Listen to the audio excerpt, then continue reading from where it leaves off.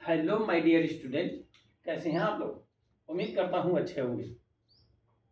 तो आज हम एसबी केमिस्ट्री क्लासेज में लेकर आए हैं एल्किल हैलाइड का lecture number 11।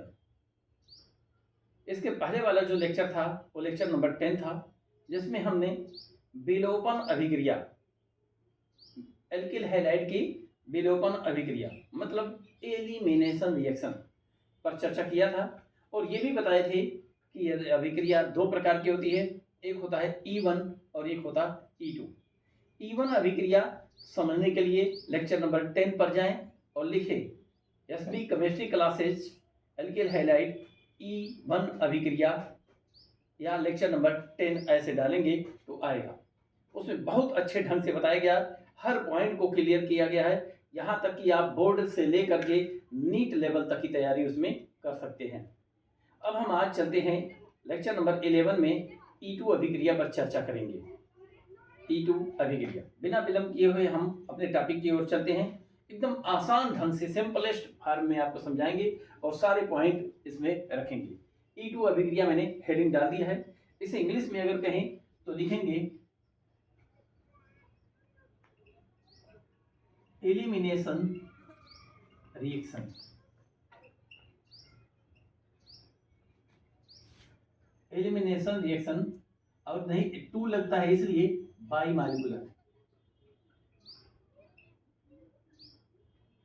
Molecular elimination reaction. अब इस अभिक्रिया की खास बातों पर हम चर्चा करते हैं। पहली बात तो ये जान लें, यह अभिक्रिया एक ही पद में पूर्ण होता है।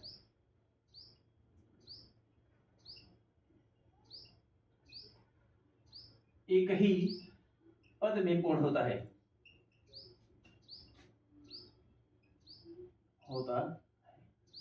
इंग्लिश में लिखना हो तो कैसे लिखेंगे? This reaction completed in a single step. पहले एक ही पद में पूर्ण हो जाता है।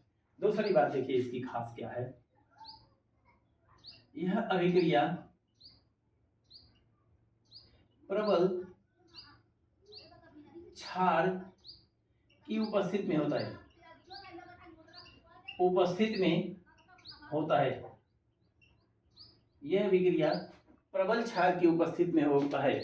This reaction occur in the presence of strong base. Strong base क्या होता है? जब कोई OH समूह किसी धातु से लगा होता है तब इसे स्ट्रांग बेस कहते हैं, प्रबल क्षार कहते हैं। उसी की उपस्थिति में यह रिएक्शन होता है। अगली इसकी खास बात देखिए क्या होता है। इस अभिक्रिया में हाइड्रोजन और हाइड्रोजन दोनों का परमाणु साथ साथ निकलता है। हाइड्रोजन और हाइड्रोजन का परमाणु दोनों एक साथ ही निकलते हैं। इसी को तो विलोपन कहते हैं, इसी को एलिमिनेशन कहते हैं। In this reaction, hydrogen and halogen atoms live out together, एक साथ ही निकलते हैं। इसकी अगली खास बात देखिए क्या है। इसका यही पद मतलब कौन? पहला पद, क्योंकि दूसरा पद होता ही नहीं है, पहला पद अभिक्रिया वेग निर्धारण पद होता है, कहलाता है। इसका यही पद, this steps are known as rate determining step. यही स्टेप इसका रेट डिटरमाइन करता है, अभिक्रिया का वेग डिटरमाइन करता है कि अभिक्रिया किस वेग से होगा, कितने वेग से होगा, कितना धीमा होगा, कितना तेज होगा। अगली बात देखिए, इस अभिक्रिया का अभिक्रिया वेग, इस अभिक्रिया का जो अभिक्रिया वेग होगा, अभिक्रिया वेग मतलब अभिक्रिया होने का स्पीड, अभिक्रिया वेग एल्किल हैलाइड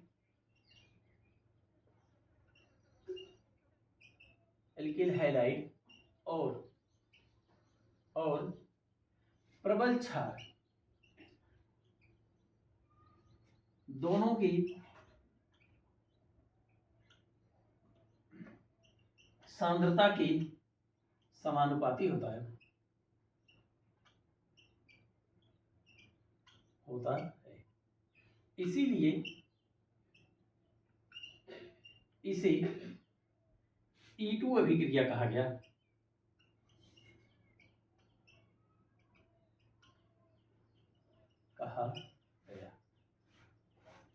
इसका नाम E2 क्यों पड़ा? क्योंकि इस अभिक्रिया का अभिक्रिया वेग एल्किल हैलाइड और प्रबल क्षार दोनों की सांद्रता के समानुपाती होता है। The rate of reaction of this reaction is directly proportional to the concentration of alkyl halide and strand base, and hence they are called E2 reaction। इसीलिए E2 reaction इसे कहा गया। अभिक्रिया वेग को हम ROR से दिखाते हैं। ROR directly proportional to concentration of alkyl halide, concentration सांद्रता, बड़े ब्रैकेट में बंद कर दें तो सांद्रता हो गया, एंड स्ट्रॉन्ग बेस प्रबल क्षार क्या हो सकता है? NaOH भी हो सकता है। इन दोनों की सांद्रता के समानुपाती होता है, इसीलिए इसको E2 नाम दिया गया है। E1 में क्या होता था? केवल इसकी सांद्रता के समानुपाती होता था, क्षार के सांद्रता से कोई लेना देना नहीं होता था। इस अभिक्रिया में अगर इसका सांद्रता बढ़ा देते हैं तो अभिक्रिया दर भी बढ़ जाता है, अभिक्रिया तेज होता है। इसकी भी सांद्रता बढ़ाते थे तो भी अभिक्रिया वेग बढ़ जाता है, अर्थात दोनों की सांद्रता बढ़ाने पर भी अभिक्रिया वेग प्रभावित होता है, बढ़ता है।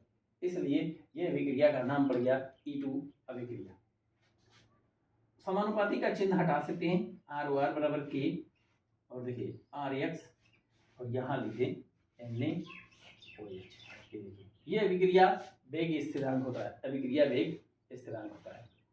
इस अभिक्रिया की खास बात है, इसमें कोई कार्बोकेटायन नहीं बनता है, कार्बधनायन का निर्माण नहीं होता है। इसे नोट करें और हम इसे साफ करके फिर से हम अब अगली पॉइंट को लिखते हैं। वीडियो पॉज करके नोट करते रहे।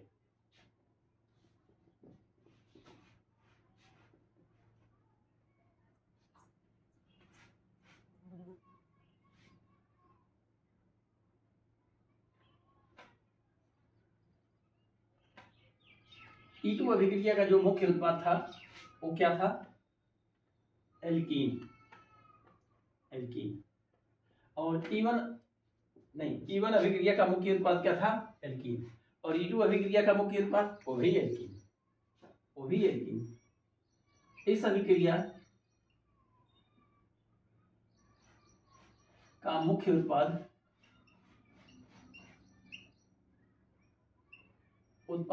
एल्कीन होता है। एल्कीन क्या होता है? ऐसा कार्बनिक यौगिक जिसमें कार्बन कार्बन के बीच में युग्म बंध होता है, डबल बॉन्ड होता है। डबल बॉन्ड वाले या ट्रिपल बॉन्ड वाले यौगिक को असंतृप्त यौगिक कहते हैं। इसका मतलब असंतृप्त कार्बनिक यौगिक बनता है, असंतृप्त कार्बनिक यौगिक। The main product of this reaction is alkene, या ऐसे लिख दें alkene is formed as a main product in this reaction. इस रिएक्शन का मेन प्रोडक्ट एल्कीन होता है। इसकी अगली खास बात देखिए क्या होती है।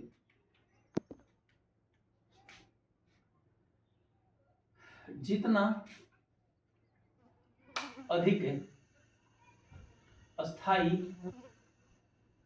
एल्कीन होता है, जितना अधिक अस्थाई एल्कीन होता है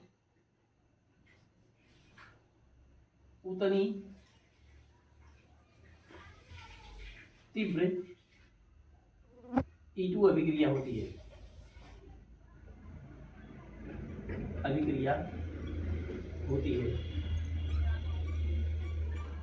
उतनी तीव्र E2 अभिक्रिया होती है। तो इसीलिए यह अभिक्रिया 3 डिग्री एल्कीन में सबसे तेजी से होता है। उसके बाद 2 डिग्री एल्कीन नहीं, एल्किल हैलाइड,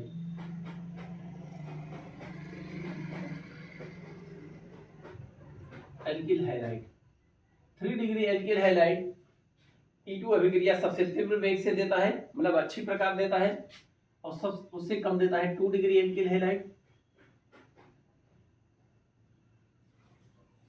और सबसे कम देता है 1 डिग्री एल्किल हैलाइड।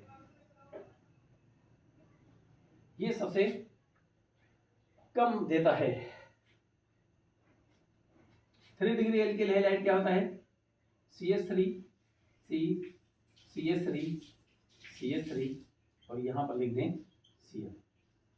ये 3 डिग्री एल्किल क्लोराइड है, ये E2 अभिक्रिया सबसे अच्छा देगा।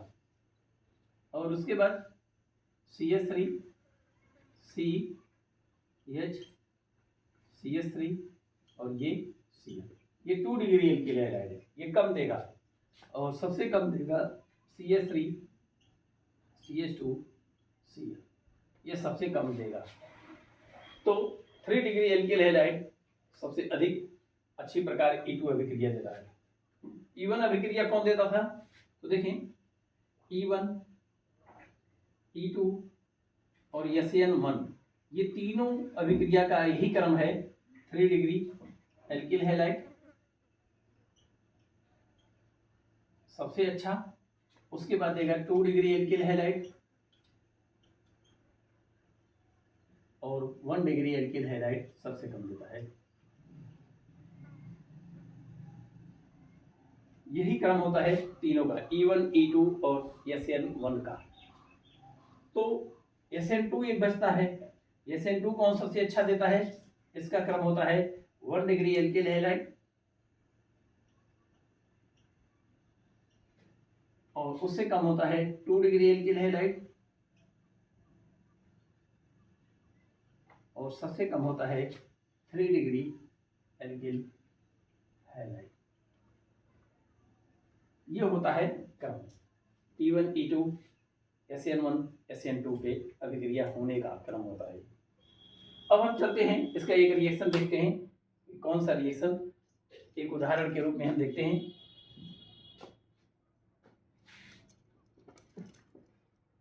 E2 अभिक्रिया का एक रिएक्शन देखने जा रहे हैं उदाहरण के लिए।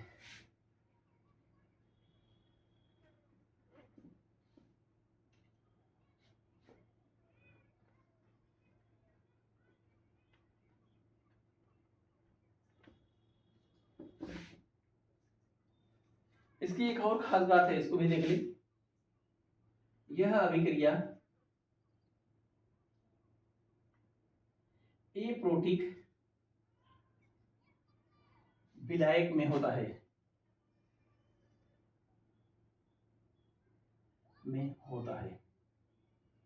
This reaction occur in presence of aprotic solvent. Aprotic solvent बोले तो एप्रोटिक, और यहां ऐसे लिखा सकते हैं ध्रुवी, एप्रोटिक ध्रुवी विलायक। एप्रोटिक ध्रुवी विलायक क्या होता है? ऐसा ध्रुवी यौगिक जिसमें H+ निकलने वाला ना हो, जैसे ROR, इस पर पार्शियल प्लस, इस पर पार्शियल प्लस, इस पर पार्शियल नेगेटिव।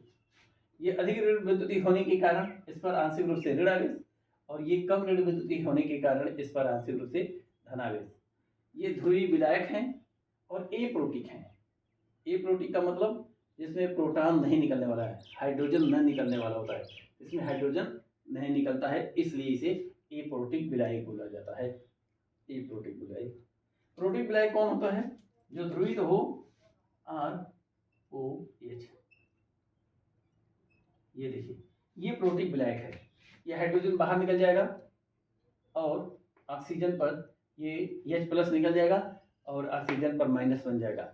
ये ध्रुवीय है लेकिन H+ देने वाला है, इसे कहते हैं प्रोटिक विलायक और इसे कहते हैं एप्रोटिक विलायक। तो एप्रोटिक विलायक की उपस्थिति में E2 अभिक्रिया होता है और प्रोटिक विलायक की उपस्थिति में E1 अभिक्रिया होता है, ऐसा बताया गया है। चलिए अब रिएक्शन देखते हैं। हमारे पास है एक यौगिक CH3 CH2 Cl और यहाँ पर देते हैं CH3। ये है 2 degree alkyl chloride halide. Alkyl बोले तो 3 कार्बन वाला एल्किल का नाम क्या होगा? प्रोपिल।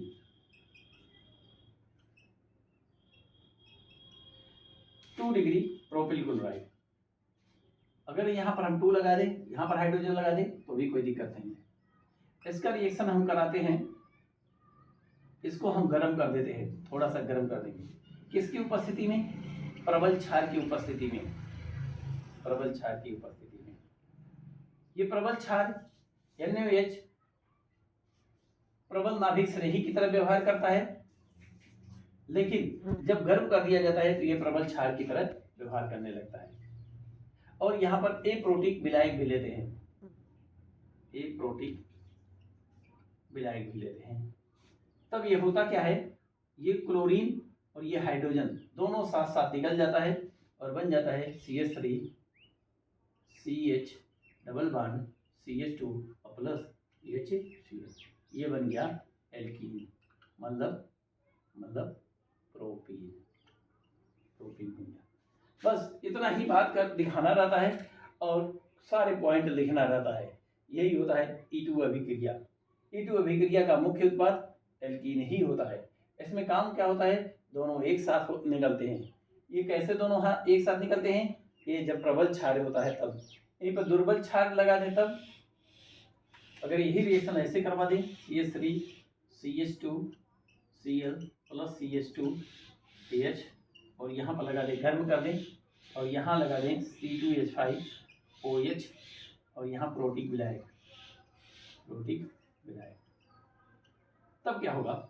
तब पहले पद में ये क्लोरीन ही केवल निकलेगा और बन जाएगा, देखिए CH3 CH, ये H2 नहीं है और यहाँ पर से क्लोरीन निकल जाएगा, यहाँ आ जाएगा प्लस और ये बन जाएगा CH2 H और निकल रहा है क्या, एक निकल रहा है Cl माइनस निकल जाता है। तो ये कार्बोकेटाइन का निर्माण हो जाता है, कार्बोधारायन का निर्माण हो जाता है। अब दूसरे पद में क्या होगा, H प्लस निकलेगा। दूसरे पद में क्या निकलेगा, H प्लस निकलेगा। तो जब दूसरे पद में H प्लस निकलेगा तो पहले पद में तो ये नहीं जरूरत पड़ता है, तब भी हो जाता है गर्म करने से ही। और दूसरे पद में क्या होता है, यहीं पर हम दिखा देते हैं, यहीं पर दिखा देते हैं। तो C2H5 OH लेते हैं, प्रोटिक विलायक लेते हैं, तो ये H प्लस भी निकल जाता है, CH3 CH और CH2 H प्लस निकलता है तो इलेक्ट्रॉन देकर निकलता है, इस पर माइनस आता है और ये प्लस ये है, दोनों के बीच एक बंध बन जाता है। यहाँ H प्लस बन के निकलता है और ये Cl माइनस बन के निकलता है, ये Cl बन जाता है। तो अगर ऐसा रिएक्शन कराते हैं दुर्बल विलायक, दुर्बल क्षार की उपस्थिति में, ये क्या है, दुर्बल क्षार है, तो वही प्रोडक्ट बनेगा, बट इसका नाम हो जाएगा E1। और जब ऐसे करवा देते हैं, प्रबल क्षार ले लेते हैं, तो इसका नाम हो जाता है E2। बस इतनी ही अंतर होता है इन दोनों में। ये E1 2 पद में होता है और ये E2 एक ही पद में होता है। इसका अभिक्रिया वेग कि इसकी सांद्रता और इसके दोनों की सांद्रता के समानुपाती होता है, और इसका अभिक्रिया वेग केवल इसकी सांद्रता के ही समानुपाती होता है, इसकी सांद्रता पर ही निर्भर करता है। इसकी सांद्रता बढ़ाए घटाएं तो इसके वेग में कोई परिवर्तन नहीं होता है, लेकिन इसकी सांद्रता बढ़ाएं घटाएं तो वेग में परिवर्तन होता है, इसकी सांद्रता भी बढ़ाने पर वेग में परिवर्तन होता है। तो यहीं पर E2 अभिक्रिया खत्म होता है। अब इसी पर रोकते हैं आज का लेक्चर, और अगला लेक्चर जो होगा वो एल्किल हैलाइड का धातुओं के साथ अभिक्रिया हम देखेंगे। उसके बाद वाला लेक्चर होगा ग्रिग्नार्ड अभिकर्मक की सारी अभिक्रियाएं। तो धन्यवाद। आप वीडियो को लाइक करें, सब्सक्राइब करें, मेरा सहयोग करें और बेल आइकन को प्रेस करें और वीडियो को ज़्यादा से ज़्यादा दोस्तों के पास शेयर करें। धन्यवाद।